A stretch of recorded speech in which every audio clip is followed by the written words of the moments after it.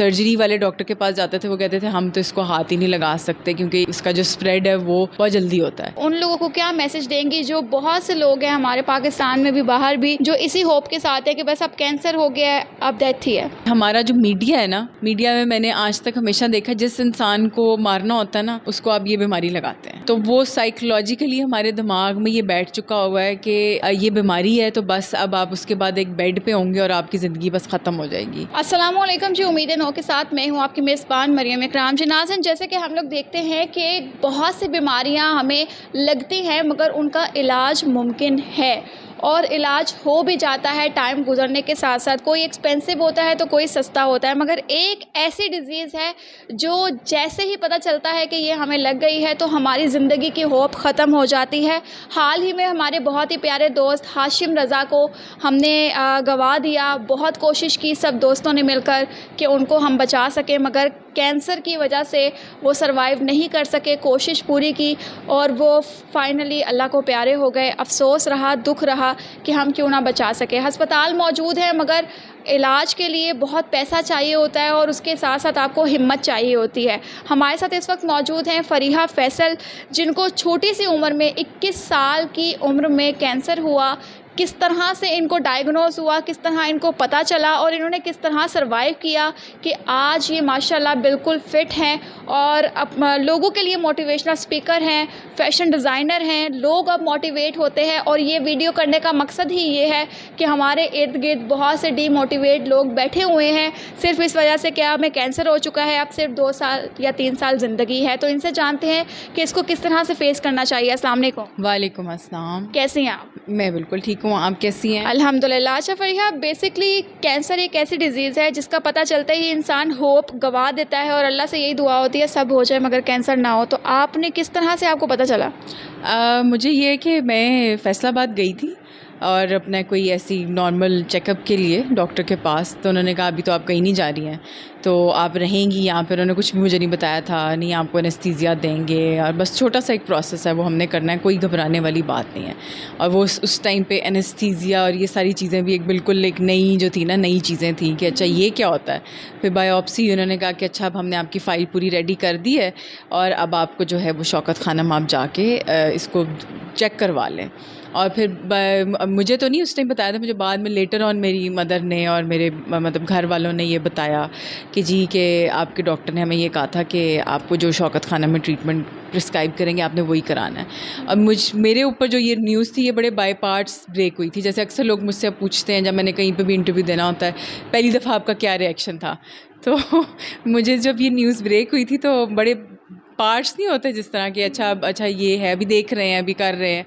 और फिर कुछ मुझे लगता है जब आप डायग्नोसिस स्टेज में होते हैं ना तो फिर आप थोड़े डिनाइल में भी होते हैं, तो इस तरह से। लेकिन जब ट्रीटमेंट स्टार्ट हो जाता है फिर आपको पूरी रियलाइजेशन आ जाती है कि अब ये चीज़ एक हो गई है, नाउ अब you have to fight this, या अब आपको इस बीमारी के साथ मुकाबला करना है। सही। अच्छा फ़रीहा, मैं पार्ट पूछना चाहूँगी क्योंकि स्पेसिफिक पार्ट्स होते हैं जहाँ पे कैंसर होता है। किसी के स्टमक में होता है, किसी के ब्रेन में होता है, किसी को ब्रेस्ट कैंसर होता है। आपको किस साइड पर? मुझे गायनी से रिलेटेड था। गायनी से रिलेटेड हाँ। था। तो कौन सा स्टेज था जब आपको पता चला? ये जो है इसकी जो थी सेकंड स्टेज, इसमें स्टेज वाइज भी 3 होती है ना, उसके लेवल्स होते हैं। तो ये सेकंड स्टेज का 3rd लेवल था और 3rd स्टेज का 1st लेवल था। इस तरह से था। एंड इट्स अ वेरी, ये बहुत रेयर टाइप कार्सिनोमा है, इसको कहते हैं क्लियर सेल एडिनो कार्सिनोमा, जो कि जिसके ऊपर रिसर्च भी बहुत कम है ना, ये कीमो फ्रेंडली है क्योंकि मुझे बहुत कम कीमो लगी थी। और फिर ये सर्जरी वाले डॉक्टर के पास जाते थे, वो कहते थे हम तो इसको हाथ ही नहीं लगा सकते क्योंकि इसका जो स्प्रेड है वो बहुत जल्दी होता है। और फिर आखिरी ऑप्शन थी रेडिएशन, तो मेरा जितना ट्रीटमेंट था वो रेडिएशन बेस ही था। सही। तो आपको कितना अरसा लगा इससे बाहर निकलने में? पहले मुझे 2006 में ये डायग्नोज़ हुआ था, ठीक है, और वो 3 महीने 4 बल्कि 6 मंथ के करीब जो है मेरा जो ये ट्रीटमेंट चला था डायग्नोसिस, और वो फ्री होते होते टाइम लगते 6 मंथ लग जाते हैं। तो 6 मंथ का ये ट्रीटमेंट हुआ। उसके बाद ये हुआ कि फिर जब फॉलोअप हुआ तो उसमें उनको कुछ चीज़ें ऐसी मिली कि जी उन्होंने कहा कि हमें इसको टेस्ट करना पड़ेगा। जब उन्होंने उसको टेस्ट किया तो वो अब वही बात है ना, आपकी लक है या वन लकी है कि एक मेरे साथ ऑलरेडी एक बीमारी जुड़ी हुई थी, तो उन्होंने कहा, और वो जो सेल वो जो टेस्ट करते थे उसकी बायोप्सी करते थे, तो वो it's not either on a good side not on a bad side. Due to my history they decided कि नहीं, हमें यहाँ पे भी थोड़ा बहुत ट्रीटमेंट करना पड़ेगा। तो फिर मेरा दोबारा से कोई 2 महीने का ट्रीटमेंट चला था। आफ्टर 6 ईयर्स वो आपको वैसे ही फ्री कर देते हैं। तो मेरे डॉक्टर्स ने यही कहा था कि मेरे डॉक्टर शौकत खानम से तो अब चले गए हैं बाहर, अब वो बाहर होते हैं, तो लेकिन उन्होंने मुझे स्पेशल ये बोला था कि आप हमसे कांटेक्ट करती रहें, हमसे मिलती रहें, हमसे बात करती रहें। तो मुझे अभी भी कोई भी मेरा हेल्थ से रिलेटेड कोई भी इशू होता है तो दे आर द वन जिनके पास मैं जाती हूँ। मेरे फर्स्ट गो टू पर्सन जो होते हैं ना, वो मेरे यही 2 डॉक्टर्स होते हैं। सही। तो ऐसा क्या है कि आपको माशाल्लाह ट्रीटमेंट तो आपका कंप्लीट हो चुका है, आप इसको सर्वाइव भी कर चुकी हैं, अभी ऑन द स्पॉट लाइक इतने सालों बाद भी कोई प्रॉब्लम्स हैं या इसको कुछ आप कर रही हैं केयर टेक? अच्छा, अब ऐसा होता है कि जब आपको एक बीमारी हो जाती है ना, तो वो आपके लिए बड़े आपके बड़े ज़िंदगी के लेसन्स होते हैं, ठीक है। और वो इस तरह के लेसन्स होते हैं कि जो आपने अपनी लाइफ में आगे लेकर चलने होते हैं। और उसमें एक लेसन जो होता है ये आपका कि आपने अपना ख़्याल कैसे रखना है। तो आप अपना ख़्याल ज़्यादा रखते हैं, ठीक है, आप ज़्यादा एक्टिव हो जाते हैं, मतलब आप अपनी क्या सेल्फ़ केयर की तरफ चले जाते हैं। और फिर मैं अगर अपनी बात करूं तो मैं वही बात है ना, अल्लाह ताला जब आपको एक बीमारी देते हैं तो उसके साथ उसके हल भी बताते हैं। तो मैं कोर्स पे चली गई, हैप्पीनेस प्रोग्राम, उसमें मेरे फादर की डेथ हुई थी, तो वो एक बड़ा इमोशनल ट्रॉमा था मेरी लाइफ में ना।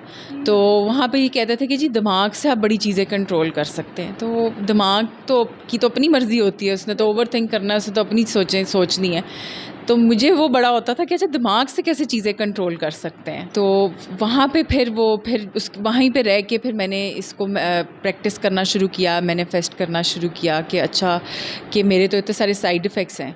और my husband is very close to me, और उनको पता, उन्होंने भी फिर रियलाइज़ किया कि हाँ ये तो उससे सबसाइड हो रहे हैं। तो वो जो मेरी है ना योगा, मेडिटेशन और वो जो ब्रेथ वर्क है जो मैं करती हूँ, जो उसमें वो सिखाते हैं, उससे मैंने बहुत सारी चीज़ों को अपने आप को हील किया। और जब आप खुद ठीक होते हैं तो वो फिर आप वही बात है ना कि फिर आप ये देखते हैं कि आप दुनिया को क्या दे सकते हैं। तो अब मैंने खुद जब अपने आप को ठीक कर दिया है, तो अब मैं जो हूँ बाकी लोगों को ये चीज़ कंट्रीब्यूट कर रही हूँ सोसाइटी की तरफ। और मैं योगा मेडिटेशन की क्लासेस कराती हूँ, वेलनेस के लेक्चर्स होते हैं।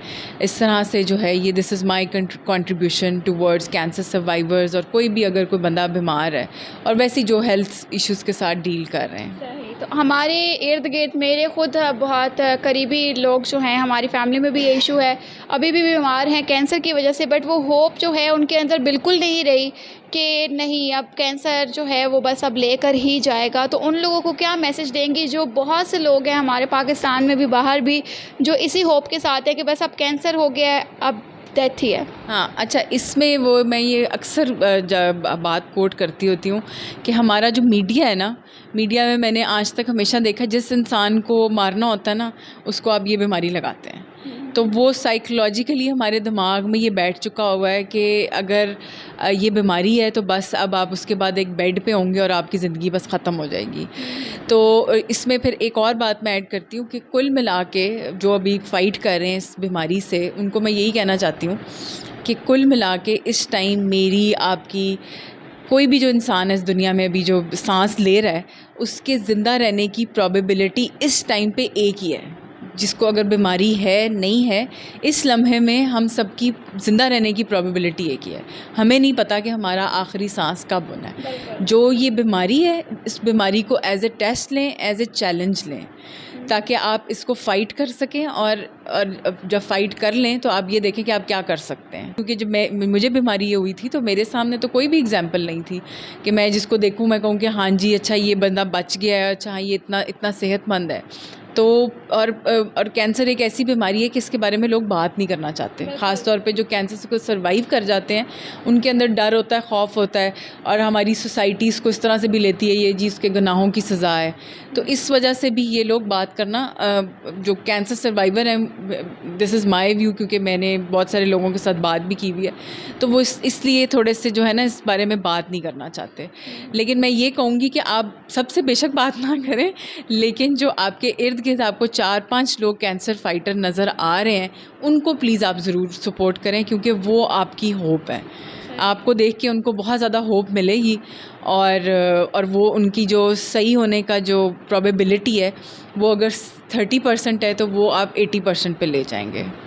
अच्छा फरिया, ये शौकत खानम के बिल बोर्ड्स पे आपकी पिक्चर थी, कोई कैंपेन की है, वो क्या था? अच्छा, वो ऐसे था कि शौकत खानम, क्योंकि मैंने इसको अब सर्वाइव कर लिया हुआ है, तो फिर उन्होंने मुझसे कांटेक्ट किया कि आप इसमें आ सकती हैं, क्योंकि हमारी जो कैंपेन है वो है ही है कि हम कैंसर सर्वाइवर्स दिखाना चाह रहे हैं और हम चाह रहे हैं कि कराची शौकत खानम के लिए जो है ना हम एक वो डोनेशन वाली एक कैंपेन स्टार्ट करें।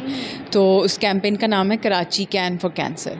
तो उसमें मैंने पार्टिसिपेट किया और बड़ा वो मतलब मुझे तो मैंने काफ़ी इन्जॉय भी किया उस चीज़ को और आई एम हैप्पी कि I am giving hope to a lot of cancer patient और मैं कंट्रीब्यूट कर सकूं कराची शौकत खानम के लिए। तो मेरा ये कंट्रीब्यूशन है एंड आई होप कि बहुत सारे लोग जो हैं जो अपना डोनेशन देना चाहें तो वो कराची शौकत खानम के लिए अपना डोनेशन लाजमी दें। तो और उसका स्लोगन जो है वो ये है, if I can beat cancer then Karachi can for cancer. तो जी नाज़रीन, अगर आप लोगों ने इनसे कांटेक्ट करना है तो इनका जो पेज है स्टूडियो बाय फे के नाम से इनका पेज है, वहाँ से आप कर सकते हैं। और ये होप जो है कि कैंसर अब ले डूबेगा, अब इसका जो एंड है वो सिर्फ डेथ ही है। इस वजह से मेरा मकसद फरीहा से मिलने का ये था कि एटलीस्ट उन लोगों तक मैसेज पहुँचाया जाए कि इस बीमारी से भी लड़ा जा सकता है और शायद जिनकी डेथ होती है वो उनमें से 85% जो लोग हैं वो डिप्रेशन की वजह से ही चले जाते हैं कि बीमारी तो बाद की बात है, वो डिप्रेशन में ही जाकर उससे हिम्मत हार जाते हैं। तो आप लोग भी अपने इर्द गिर्द के लोग जो हैं वो फरीहा से कांटेक्ट भी कर सकते हैं, उनसे मोटिवेट भी हो सकते हैं। क्लासेस ये बाकायदा लेती हैं तो आप सोशल मीडिया पे इनको कांटेक्ट कर सकते हैं। आपको नंबर चाहिए कमेंट सेक्शन में कर सकते हैं, हम आपको उससे फुली जो सपोर्ट है वो कर सकेंगे। आप लोग अपनी कीमती राय से आगाह कीजिएगा कमेंट सेक्शन के अंदर। अभी तक के लिए हमें दीजिएगा इजाज़त। अल्लाह हाफ़िज़।